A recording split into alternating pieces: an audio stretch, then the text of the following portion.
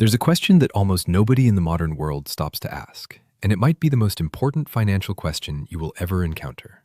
How much is enough? Not how much do I need to pay my bills this month? That question has a clear answer. Not how much should I have in my retirement account? Financial advisors will give you a formula for that.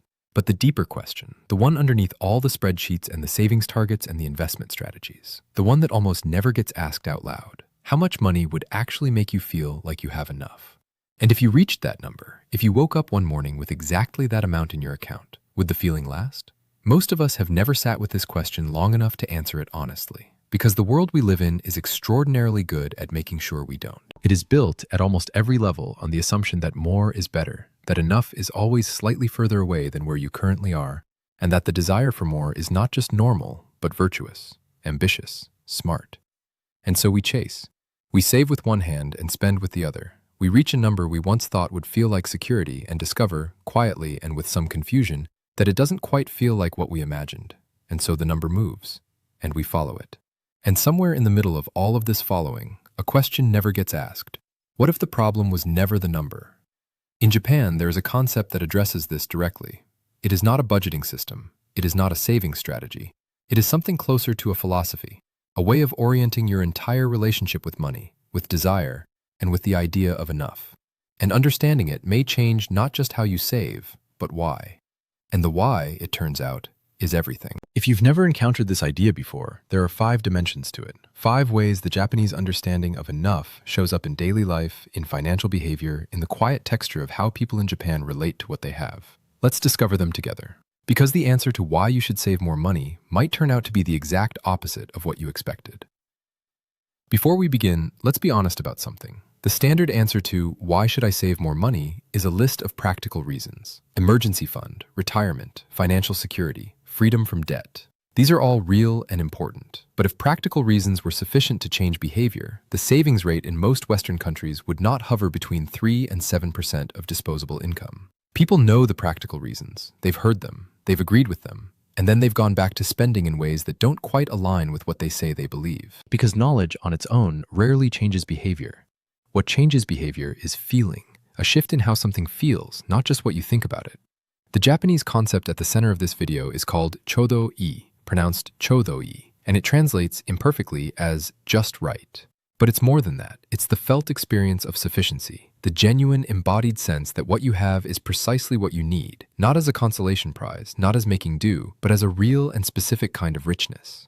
Chodo-i is not the same as settling. It is not resignation. It is not giving up on growth or ambition or the desire for a better life. It is something more precise and more difficult. The ability to recognize when you have arrived, to feel it fully, and to stop running past it in search of the next thing. This is the philosophical foundation of Japanese saving culture. And it is, in many ways, the most radical idea in personal finance today. Because it asks not how to accumulate more, but how to finally, genuinely feel satisfied with what accumulation has already given you. Let's look at how this shows up in 5 concrete dimensions. Dimension 1, the envelope that teaches you where enough begins. In Japan, one of the oldest and most enduring saving practices is called fukuro wake, literally envelope dividing. Before the month begins, cash is divided into physical envelopes, one for each category of spending: groceries, transport, entertainment, household. When the envelope is empty, that category is done for the month. There is no digital override, no transfer from another account. The envelope is the boundary. This practice dates back to well before the modern banking era, and it persists today in millions of Japanese households. Not because people lack access to cards or apps, but because the physical envelope does something that digital money cannot. It makes enough visible. When you hold a grocery envelope with 12,000 yen in it, and you know it has to last 2 weeks, the concept of enough becomes concrete. It has a shape, a weight, a texture. You can see with your own eyes how much remains. And that visibility changes how every decision inside that category feels. Think about a glass of water. If your glass is full, you drink slowly, maybe even set some aside. If your glass is half empty and you don't know when the next refill is coming, every sip becomes more considered. The water hasn't changed, your awareness of its limits has. The envelope system does for money what the glass does for water. It makes the limit visible, and in doing so, transforms every spending decision from reflexive to intentional. The deeper lesson here isn't about envelopes, it's about what happens when enough has a clear definition. When you know the grocery envelope is 12,000 yen, you stop asking, can I afford this in the abstract, and start asking, does this fit within what I've already decided is enough for this? That question, does this fit within enough, is a completely different experience than, can I technically afford it? One is a question of math, the other is a question of alignment, and alignment, practiced consistently, is the beginning of financial peace.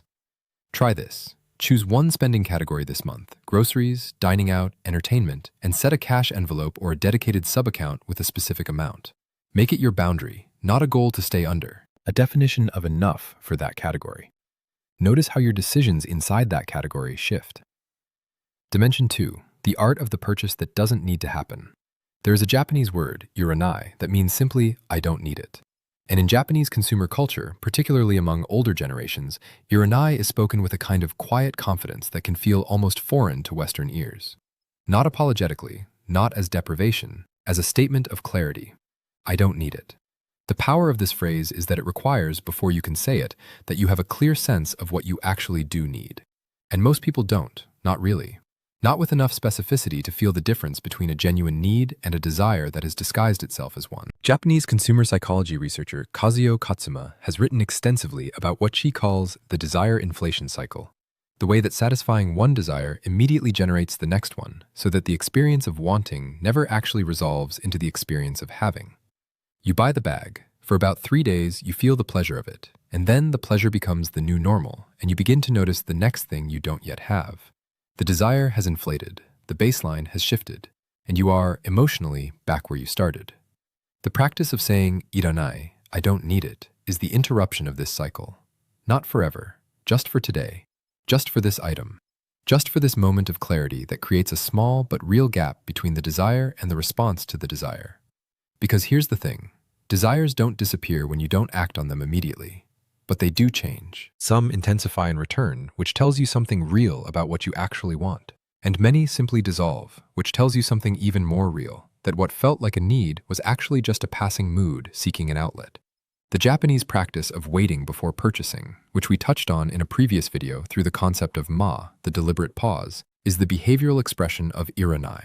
It's not that you deny yourself, it's that you create enough space between wanting and responding that you can hear, clearly, whether the wanting is real.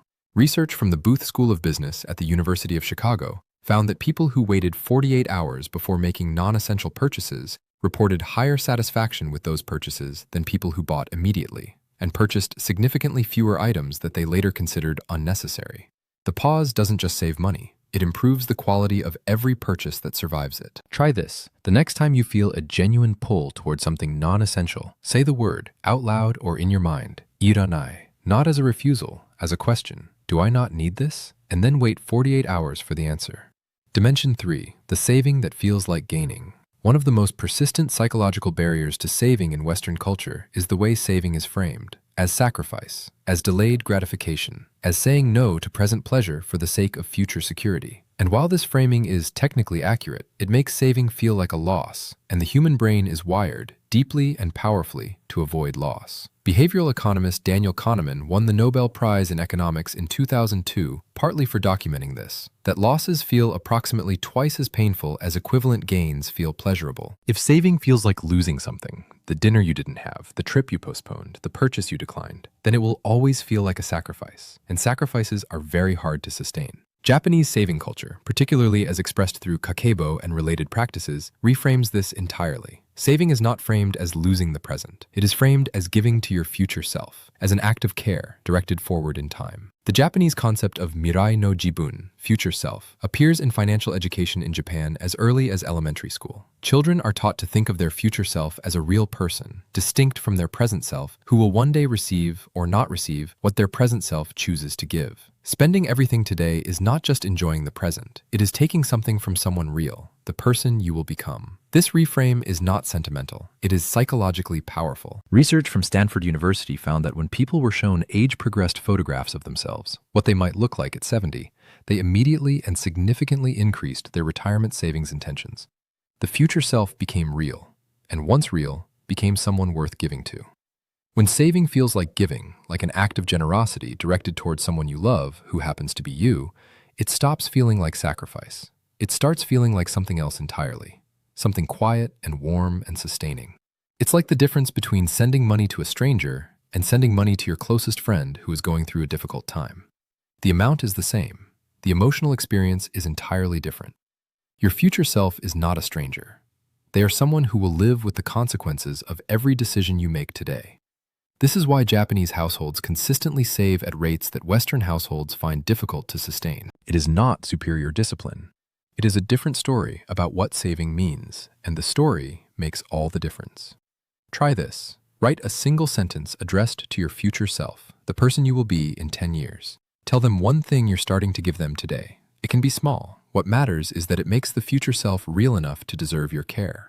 But if those first 3 dimensions shifted something in how saving feels, the next one addresses something that sits even deeper, the question of what wealth actually is, and why the Japanese answer to that question might be the most liberating financial idea you've ever encountered. Dimension 4. Wealth that cannot be measured in a bank account. In 2019, the Legatum Institute published its annual Prosperity Index, a ranking of countries by a composite measure of well-being that includes not just income and wealth, but health, social capital, governance, personal freedom, and education. Japan ranked extraordinarily high in multiple categories unrelated to raw financial wealth. But something even more striking comes from a different dataset. The World Values Survey, which has tracked human values and well-being across more than 100 countries since 1981, consistently finds that Japanese respondents report high levels of life satisfaction at income levels that, in the United States, are associated with significant financial stress. The same income, a different experience of it. Why? Part of the answer is the Japanese concept of hara hachi bu, a principle most commonly associated with diet from the island of Okinawa, where residents routinely live past 100. It means eat until you are 80% full, stop before you reach capacity, leave a little space.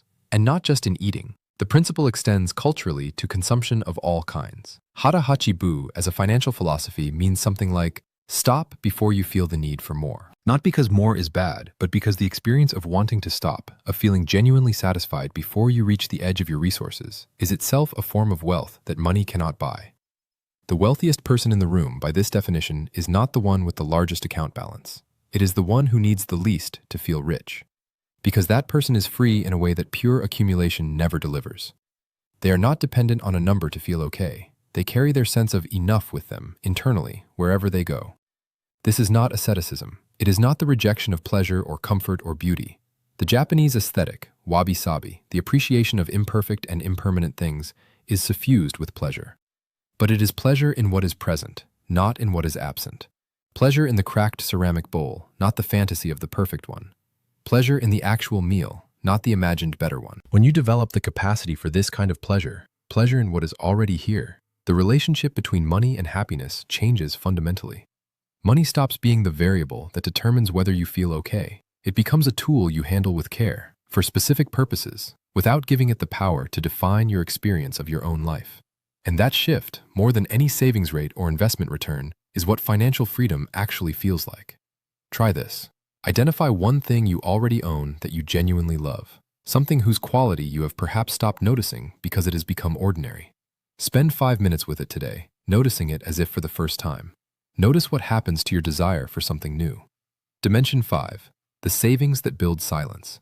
There is a quality that appears consistently in descriptions of financially stable Japanese households, and it is not the quality most Western financial culture celebrates. It is not ambition. It is not growth. It is not the thrill of watching a portfolio climb. It is silence. The silence of not worrying. The silence of a month that ends without dread. The silence of a car repair that happens without crisis. A medical bill that arrives without panic. A job that ends without catastrophe. Because something was being built quietly, steadily, in the background for years, for exactly this kind of moment. The Japanese financial concept most closely associated with this silence is tameru, to accumulate, to build up, to gather quietly over time.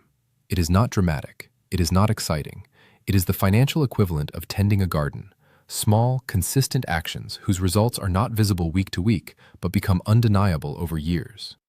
In Japan, the savings account associated with this practice is often called a silent account, a place where money goes that is not touched, not checked compulsively, not watched for excitement. It grows slowly, and its purpose is not to be impressive.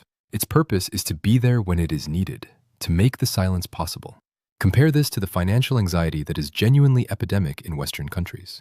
A 2023 survey by the American Psychological Association found that 72% of Americans reported feeling stressed about money at least some of the time, with 22% reporting extreme financial stress. And this in one of the wealthiest nations in human history. The money in aggregate is there, but the silence is not. Because the structure that creates silence, the quiet, consistent building of a floor, was never prioritized. Silence is the real return on saving, not just the interest, not just the compound growth. The silence of knowing that the ordinary disruptions of an ordinary life will not become disasters. That is what you are building when you save consistently. Not a number, a feeling. A quality of daily life that money makes possible, but that you have to choose to create. It's like the difference between a house with thin walls and one with thick ones. The same weather passes outside both, but inside one you hear every gust, every car, every storm. Inside the other, there is quiet. The thick walls don't change the weather, they change your experience of it. Savings are the thick walls, and once you have felt what financial silence feels like, even briefly, even partially, you will understand at a level far deeper than any practical argument could reach why saving matters. Not because a spreadsheet says so, because your nervous system does. Try this. Calculate what 3 months of your essential expenses would cost, just food, housing, and utilities. Write that number down. This is what financial silence costs to build. Then ask, what is one thing I could shift this month to begin building it, even slowly? Now, after all 5 of these dimensions, the original question deserves a different kind of answer. Why save more money? Not because a retirement calculator told you to, not because financial anxiety is a reasonable way to live, not because you're supposed to, or because someone smarter than you said it was a good idea. Save more money because of what saving actually builds when you understand it the way the Japanese have understood it for generations. Save because a savings account is not just a number. It is a silence that you are constructing, month by month, that will one day let you breathe differently. Save because every yen, every dollar, every note that you set aside before spending it is a gift to the person you are becoming, someone who will face difficulties with a steadiness that only a floor can provide.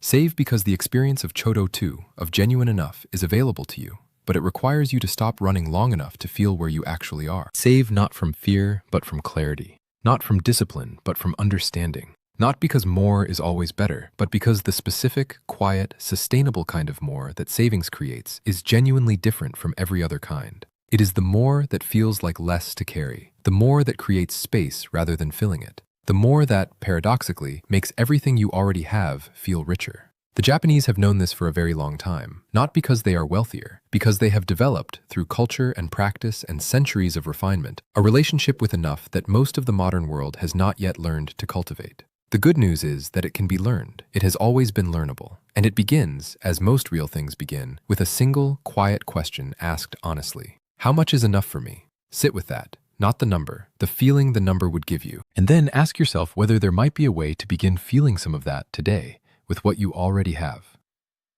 What about you?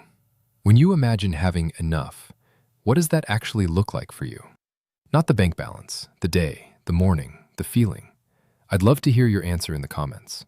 If something in this video resonated, if the question landed somewhere real, this channel is built entirely around these kinds of ideas. Every week, one more piece of this quiet, deeply practical Japanese wisdom applied to the financial life most of us are actually living. Not theory, not hustle, just calm, grounded, genuinely useful perspective from a culture that has been figuring this out for a very long time. If that's something you want more of, subscribing is the simplest way to make sure you don't miss it. We have a lot more to explore together.